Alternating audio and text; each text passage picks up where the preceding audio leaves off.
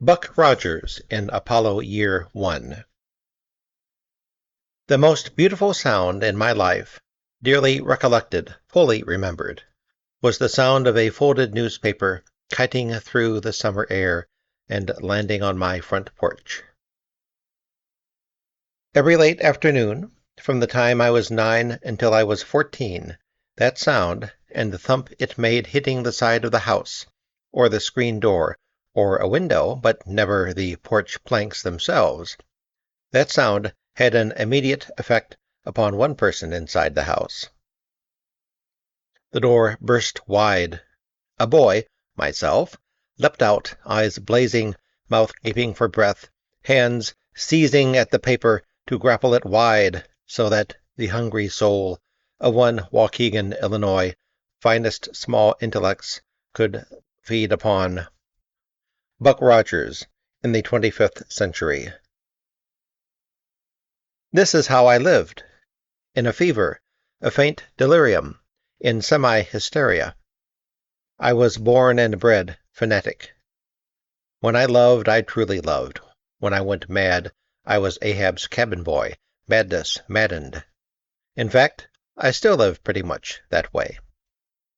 That boy still uses my soul as a trampoline. And Buck Rogers was his first, my first, huge mania. You note I speak as if there were two of us. But isn't that true for all of us? Is there not the soul that celebrates, and the more practical body that watches from the grandstand, admiring, applauding as the parade of one goes by? How does one come by such manias? How do you explain such feelings to others? I have no easy answers. In any event, I was. And what began, as it did for millions of other boys in the early 20s, with motion pictures, The Hunchback of Notre Dame, with Lon Chaney, Mr. Wu, London After Midnight, and The Phantom of the Opera, grew me. The Cat and the Canary, The Bat and the Gorilla shaped me. So by the time I was 9, on the verge of collision with Buck Rogers, I was a real child of the 20th century, which means, long before McLuhan, I was a visual person. And I fed my eyes not only on films, but picture books and the treasures of the Chicago museums. I fell prey to an early and immense love for Tyrannosaurus rex, Brontosaurus, pterodactyl. From the immense dead creatures of the past, it was a natural step, for me anyway, to the immense pretending to be alive machines of the future. It was in 1928 that I made the shift from a life of pure film-going and dared to infuse myself with the first science fiction magazines, which most gratifyingly combined pterodactyl with far-traveling rocket. The long since dust joined with the not yet arrived remain a constant companion in all the years when I just never grew up.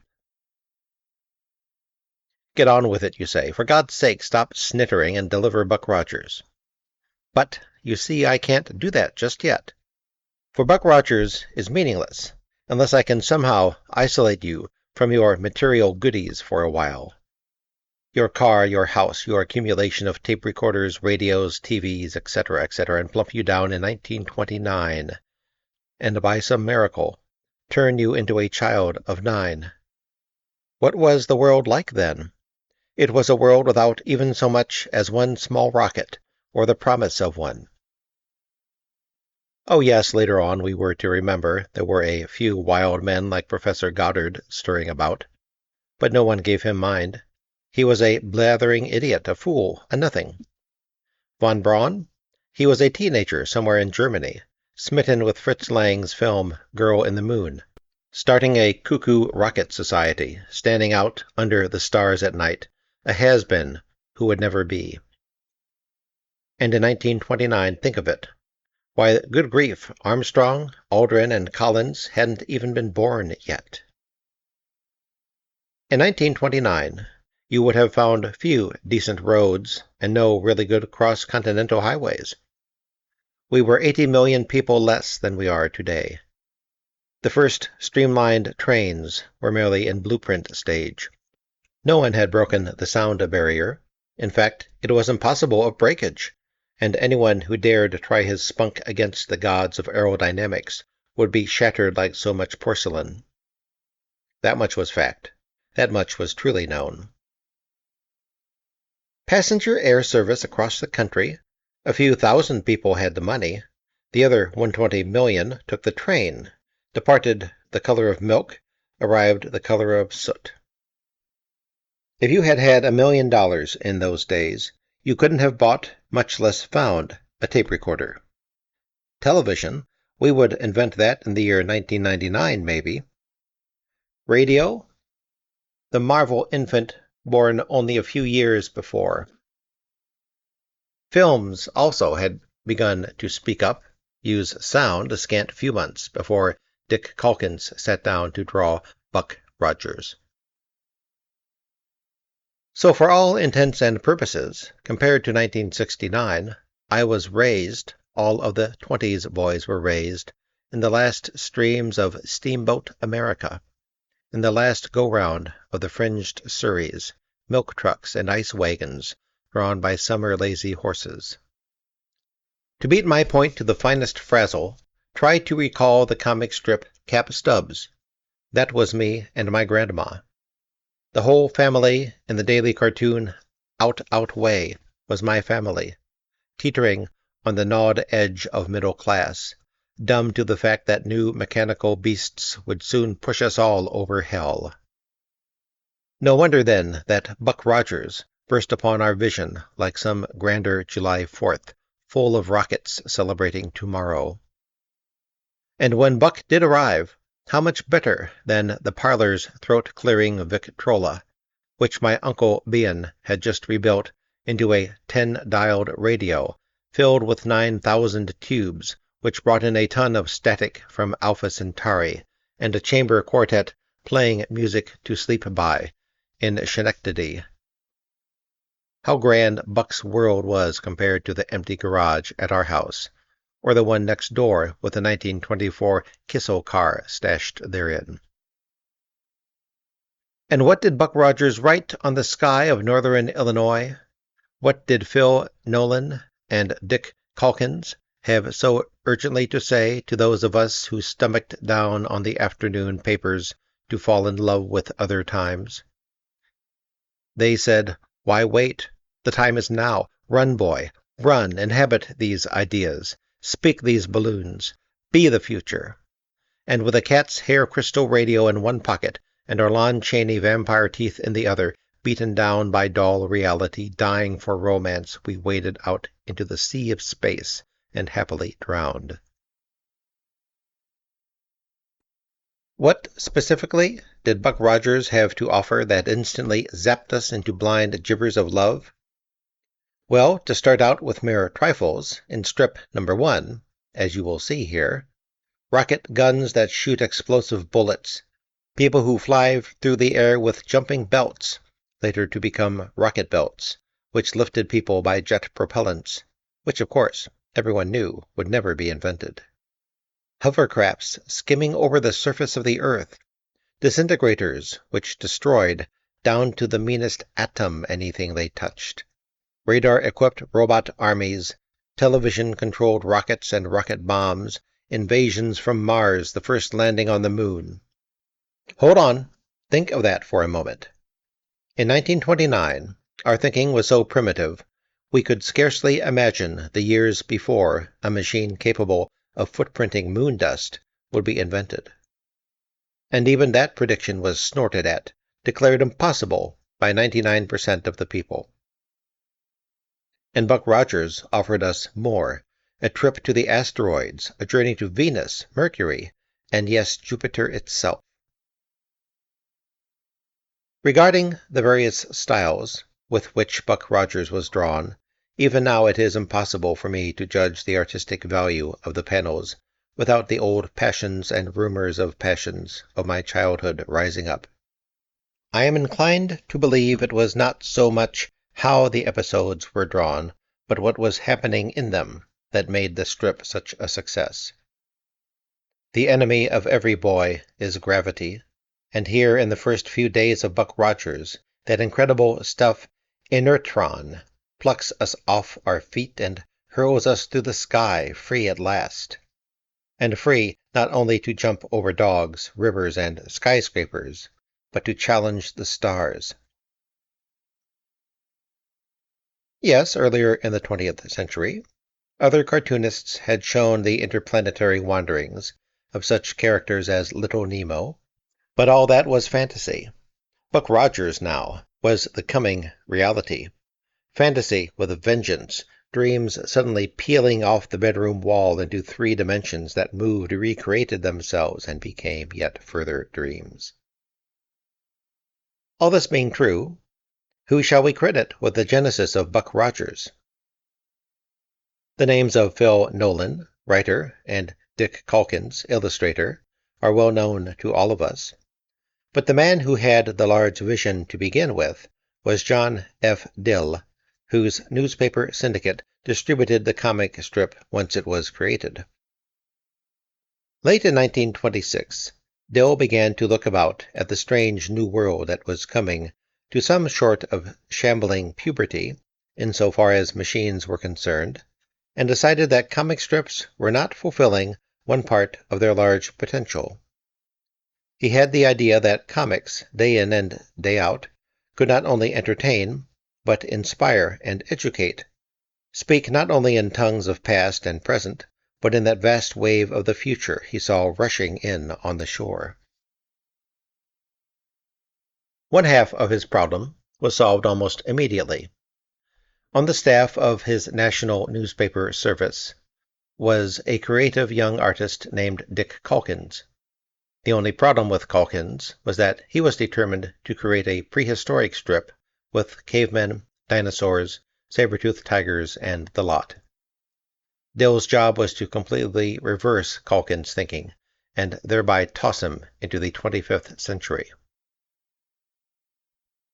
The final problem was finding the correct writer to handle thousands of days of plots and counterplots. Fortunately, Dill happened upon a short story, Armageddon 2419, by Philip Francis Nolan, which appeared in the August 1928 issue of Amazing Stories. But Mr. Nolan, when approached, was not at all sure of his story's potential as a comic strip. Dill had to convince him that the gamble was worth making. Nolan finally gambled. Calkins drew. The rest is history. And you may well have asked by now, why have I bothered to acknowledge, record, and honor this history? Isn't this all rather trivial? With more important things to do, why should anyone recount the genesis of a comic strip? And here is where all the pontiff intellectuals, or pseudo-intellectuals if you wish, and Ray Bradbury lock horns, for one thing that continually amazes me in my fellow human beings, intellectual or not, is their lack of imagination. Having lifted myself, every day of my life, by my mad if not insane bootstraps, it was years before I really glanced about and saw that not only did others lack self-starters, but did not even know their own condition. They imagined themselves clothed. I saw them naked. I soon saw also that the simplest addition escaped them. And by simple addition I mean man plus rocket equals moon. Only in the last few years has that seemed an agreeable arithmetic to millions of souls, regardless of brain sufficiency. To carry the point further, I have found again and again that the finest minds, the finest colleges, the nicest people, do not know the first thing about creativity, large C or small, or how to stimulate the darling seed, the eminent root, or the final flower. In fact, I have watched supposedly intelligent men hurl themselves with cruel vigor into attacking and destroying the simple root systems of creativity. Nothing mediocre must be considered. Dandelions must be destroyed for the rose. And the thing these men fear, in simple or compound forms, is imagination. and the outcrop of imagination we call romance, or any combination of these which are summoned out of our intuition. But we have fallen on bad times, which means we are data-oriented. If the data doesn't all fall into neat rows and add up to preconceived sums, we must reject it. True wisdom would tell us otherwise, but, fools that we are, we keep on crying out that only facts are true, only data counts. No dreams allowed, not a hair of intuition, please, no romance, no fun. Well, without romance, without fun, the soul of man turns over, curls up its toes, groans, withers, dies. These bank tellers, these ledger keepers, these snobs, somehow influenced me as I grew up. These potato people with their easy, moron disguised as super bright laughter convinced me, albeit briefly, that when I was 10, I was wrong. And I gave away my Buck Rogers collection, which was like giving away my head, my heart, my soul, and half a lung. I walked wounded for a year after that. I grieved and cursed myself for having so dumbly tossed aside what was, in essence, the greatest love of my life. Imagination, romance, intuition, love. I soon saw that everyone else was wrong, and that, lonely or not, put upon or not, I was right. Mr. Dill saw it, Mr. Calkins and Mr. Nolan saw it, I saw it, and there was only one thing to do, start collecting the Buck Rogers Daily and Sunday strips all over again, because, aged 10, I had made the greatest discovery of all, the discovery that every scientist and thinker, every shaker and mover has made. We must be children before we are adults. We must crawl before we walk, and walk before we run, and run before we take off and fly. We must be poor before we are mediocre, and lovely mediocre before we know excellence. And excellence and quality are only reached by snuffing in and knowing to the last molecule all there is to know about bad, not so bad, better, best, and so on down the line, cycle after cycle. You do not start with quality. You start with dreams. And the dreams must be large because you are so small, unequal to the tasks you wish to set for yourself. But you must start somewhere, and somewhere lies between the left ear and the right. And if someone comes along with enough wit and verve to put it on paper with pen and ink, that's the direction, and off you go. In all the years of all the laughing, the snorting, the doubtful, the derisive people, only a few made sense to me, and I must honor them here, for they truly inspired me, filled me with love, and allowed my intuition to come out to play forever in the fields of space. The history of the world is the history of such cyclings and recyclings. Boys need to take courage wherever they can find it. Jules Verne wrote of insubstantial submarines. A 12-year-old boy reading Verne declared, "I shall grow up and invent the first practical submarine." He did just that. Admiral Byrd at the North Pole said, "Jules Verne leads me." What a triumph of creative, aesthetic, adventurous, scientific ventriloquism! The old Frenchman, long since dead, speaks out of the young American's mouth, even as lost strange beauties of voice speak from Edison's first miraculous phonographs. We live by example. We write to exemplify.